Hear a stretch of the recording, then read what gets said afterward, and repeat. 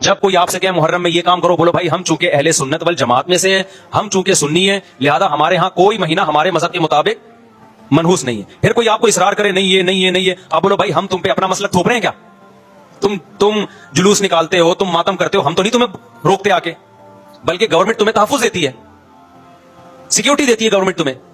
تو جب ہم اپنا مسلک تم پہ نہیں تھوپتے تو تم اپنا مسلک ہم پہ کیوں تھوپ رہے ہو بھائی؟ تو ہم محرم میں بھی شادی کریں گے، ربیع الاول میں بھی کریں گے، سفر میں بھی کریں گے، رمضان میں بھی کریں گے، اور دوسرے کو چھیڑو بھی نہیں، چھیڑنے کی بھی ضرورت نہیں ہے۔ کوئی جو کر رہا ہے کہ بھائی اس کا مذہب ہے، دیکھو ہندو مندر میں جاتا ہے نا، ہماری رائے کے مطابق صحیح کر رہا ہے غلط کر رہا ہے، غلط کر رہا ہے، لیکن ہم چھیڑتے ہیں کیا؟ اسلام نے اجازت دی اس کو چھیڑنے کی کہ ہندو جا رہا ہے اس کو پکڑ کے لا کیوں جا رہا ہے بھائی؟ اسلام بولا بھائی لکم دینکم ولی دین، تمہارے لیے تمہارا دین، ہمارے لیے ہمارا دین، لا اکراہ فی الدین، دین میں زبردستی نہیں ہے، جو کر رہا ہے اس کو کرنے دو، یا ان کو جا کے تنگ کرو، کیوں سبیل لگا کے بیٹھے ہو، کیوں ماتم کر رہے ہو، یہ کام مت کرو آپ۔ ہمارا ملک اس فرقواریت کا متحمل نہیں ہے، سے فساد پھیلتا ہے، لیکن اپنی پوزیشن آپ واضح کرو، ایک لکیر ہے آپ کھینچ دو۔ اگر کوئی شخص آپ کے سامنے صحابہ کو برا بھلا کہتا ہے، آپ بولو بھائی یہ میری باؤنڈری کیا ہو رہی ہے، کراس، میرے سامنے آپ کو ان بزرگوں کے خلاف بولنے کی اجازت نہیں ہے جن سے مجھے عقیدت ہے۔ اگر یہ کام آپ نے کیا تو ہماری اور آپ کی راہیں الگ الگ۔ آپ کا جو مذہب ہے بھائی، آپ بند کمرے میں، آپ کے امام بارگاہ میں، آپ کے مسجدوں میں، جہاں بھی ہے وہ آپ کا نجی معاملہ ہے، ہمارے سامنے آپ نے کوئی ایسی بات نہیں کرنی جو ہمارے عقیدے کے خلاف، تو آپس میں دوستی رہے گی۔ اب دیکھو عیسائی آپ سے ملتا ہے، آپ گپ شپ کرتے ہو، کھانا کھاتے ہو، لیکن عیسائی بار بار بولے میں آپ کے نبی کو نہیں مانتا، میں آپ کا نبی، آپ بولے بھائی تو نہیں مانتا تو ہم نے کب کہا کہ مان تو، لیکن میرے سامنے بار بار کیوں کہہ رہے کہ میں تیرے نبی کو نہیں مانتا؟ یہاں سے آپ کی اس کی دوستی کیا ہو جائے گی پھر؟ ختم۔ تو غیر مسلموں کو بھی دو قسمیں، کسی بھی مسلک کے لوگوں سے ملو، کسی بھی فرقے کے لوگوں سے ملو، کوئی جھگڑا نہیں، کوئی بحث نہیں، جہاں مذہب کا معاملہ آئے تو پھر آپ کسی سے بحث نہ خود کرو نہ کسی کو کرنے کی اجازت دو۔ اگر کچھ سیکھنا چاہتا ہے تو آپ بولو بھائی علماء کے پاس آ جاؤ، آپ کو کوئی اشکال ہے تو ہم وہاں آپ کا اشکال حل کر دیں گے، اس سے آگے بڑھنے کی کوشش بولو مت کرو، اس سے ملک میں امن ہوگا۔ باقی فرقے ہمیشہ سے ہیں بھائی، آج کوئی نئے تھوڑی ہیں، آج کوئی نئے تھوڑی ہیں، اور یہ ہمارا کام تھوڑی ہے فرقے ختم کرنا۔ یہ تو عیسیٰ ابن مریم جب نازل ہوں گے، حضرت مہدی آئیں گے، وہ تلوار کی طاقت سے ختم کریں گے، ان کے پاس یہ اتھارٹی ہوگی کہ وہ فرقوں کو ختم کریں۔ آپ نے یہ کرنا ہے کہ دوسرے کے مسلک کو چھیڑنا نہیں ہے اور اپنا چھوڑنا نہیں ہے۔ مسئلہ آپ کے ساتھ یہ ہو رہا ہے کہ دوسرے کو چھیڑ بھی رہے ہو اور اپنا چھوڑ بھی رہے ہو، دونوں الٹے کام کر رہے ہو۔ ایک طرف بحث کر رہے ہوتے تم ایسے اور دوسری طرف وہی بنے ہوئے ہوتے تھوڑے دنوں میں جا کے، اور دوسرے کو چھیڑو بھی نہیں، چھیڑنے کی بھی ضرورت نہیں ہے۔ کوئی جو کر رہا ہے کہ بھائی اس کا مذہب ہے، دیکھو ہندو مندر میں جاتا ہے نا، ہماری رائے کے مطابق صحیح کر رہا ہے غلط کر رہا ہے، غلط کر رہا ہے، لیکن ہم چھیڑتے ہیں کیا؟ اسلام نے اجازت دی اس کو چھیڑنے کی کہ ہندو جا رہا ہے اس کو پکڑ کے لا کیوں جا رہا ہے بھائی؟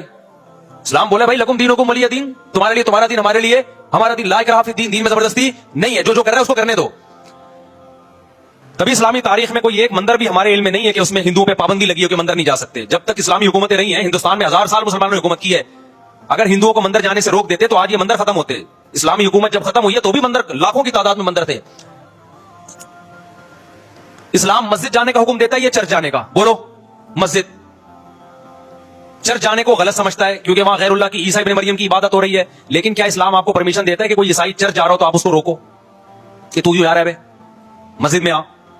اجازت دیتا ہے؟ یا اسلام یہ کہتا ہے کہ اس سے بدتمیزی شروع کر دو؟ آپ بولو کیا ہو گیا، آپ کو سبق یاد کرا رہا ہوں میں، بدتمیزی شروع کر دو؟ یا اسلام یہ اجازت دیتا ہے کہ اس سے اچھا سلوک نہ کرو؟ قطعی اجازت نہیں، بلکہ قرآن تو کہہ رہے ہیں ان اللہ یحب المقسطین، جو غیر مسلم تم سے لڑ نہیں رہے میدان جنگ میں، ان سے تمہیں اچھا سلوک کرنا پڑے گا، کیونکہ اللہ اچھا سلوک کرنے والوں کو پسند کرتا ہے۔ صحابہ کرام غیر مسلموں کو بھی ہدیے دیا کرتے تھے، نبی صلی اللہ علیہ وسلم نے یہودیوں کو بھی ہدیے دیے۔ تو جو مذہب اسلام کی طرف منسوب نہیں ہے، جب ہمیں ان سے اچھے سلوک کا حکم ہے، تو جو مذہب اسلام کی طرف منسوب ہیں، قطع نظر اس سے کہ وہ اس دعوے میں سچے ہیں یا جھوٹے، یہ تو بحث ایک الگ ہے، لیکن نسبت کس کی طرف کر رہے ہیں؟ اسلام کی طرف، تو ہمیں ان سے بدتمیزی بدسلوکی کی کہاں سے اجازت ہوگی؟ تو میں بار بار کہہ رہا ہوں بھائی دوستیاں رکھو، کوئی دفتروں میں شیعہ سنی لڑائی نہ ہونے دو، یہ غلط ہے، محبتیں پھیلاؤ، لیکن مسلک کو چھوڑنا نہیں ہے۔ جب کوئی آپ سے کہے محرم میں یہ کام کرو، بولو بھائی ہم چونکہ اہل سنت والجماعت میں سے ہیں، ہم چونکہ سنی ہیں، لہذا ہمارے ہاں کوئی مہینہ ہمارے مذہب کے مطابق منحوس نہیں ہے۔ پھر کوئی آپ کو اصرار کرے نہیں یہ نہیں یہ نہیں ہے، آپ بولو بھائی ہم تم پہ اپنا مسلک تھوپ رہے ہیں کیا؟ تم جلوس نکالتے ہو، تم ماتم کرتے ہو، ہم تو نہیں تمہیں روکتے آ کے، بلکہ گورنمنٹ تمہیں تحفظ دیتی ہے، سیکیورٹی دیتی ہے گورنمنٹ تمہیں۔ تو جب ہم اپنا مسلک تم پہ نہیں تھوپتے تو تم اپنا مسلک ہم پہ کیوں تھوپ رہے ہو بھائی؟ تو ہم محرم میں بھی شادی کریں گے، ربیع الاول میں بھی کریں گے، سفر میں بھی کریں گے، رمضان میں بھی کریں گے، ہم نے تو 4 کرنی ہے، ہم مہینوں کے حساب سے شروع کر دیں تو پھر ہمارے تو بڑے مسئلے ہو جائیں گے بھائی۔ سمجھ میں آ رہی بات کہ نہیں آ رہی؟ حضرت جعفر طیار اہل بیت میں سے تھے، کتنی زوجات تھیں؟ 4 تھیں۔ حضرت علی کی کتنی تھیں ایک وقت میں؟ حضرت فاطمہ کی دنیا سے جانے کے بعد 4 تھیں۔ یہ بھی ہے سنت میں، نکاح کو فروغ دو، یہ اہل بیت کا طریقہ ہے تاکہ سوسائٹی میں زنا کم ہو، بیوہ طلاق یافتہ عورتوں کو ٹھکانہ ملے۔ خیر، تو اب آپ میں بات سمیٹ کے ختم کر رہا ہوں. لوگ کہتے ہیں محرم میں ہم نکاح کیوں کریں بھائی؟ فرض واجب تو نہیں ہے نا، چلو حرام نہیں ہے لیکن فرض بھی تو نہیں ہے نا. لوگ یہ بھی کہتے ہیں. دیکھو، جب قرآن نے کسی چیز کو حلال قرار دیا ہو نا، تو قرآن اس کو پسند نہیں کرتا کہ آپ عملاً اس کو حرام کر دو. دیکھو، مشرکین مکہ کیا کرتے تھے؟ بتوں کے نام پہ جانور چھوڑتے تھے، پھر ان کا گوشت نہیں کھاتے تھے. اللہ نے فرمایا کہ تم نے ایک خدا کی حلال کردہ چیز کو کیسے حرام کر دیا تم نے؟ نبی صلی اللہ علیہ وسلم نے قسم اٹھائی میں شہد نہیں کھاؤں گا. آپ نے فرمایا لما تحرم ما احل اللہ لک. اے نبی، جو چیز اللہ نے آپ کے لیے حلال کر دی آپ کیسے اپنے اوپر حرام کر رہے ہیں؟ اس سے پتا چلتا ہے کہ اگر آپ محرم میں نکاح کرنا چاہتے ہیں لیکن آپ یہ سوچ کے ڈیلے کر دیتے ہیں کہ بھائی اس مہینے میں لوگ نکاح کو برا سمجھتے ہیں، تو یہ ڈیلے کرنا آپ کے لیے ناجائز ہوگا. کیونکہ لما تحرم ما احل اللہ لک، اللہ نے جس چیز کو تمہارے لیے حلال کیا تم نے کس دلیل کی بیس پر اپنے اوپر پابندی لگائی ہے اس پر؟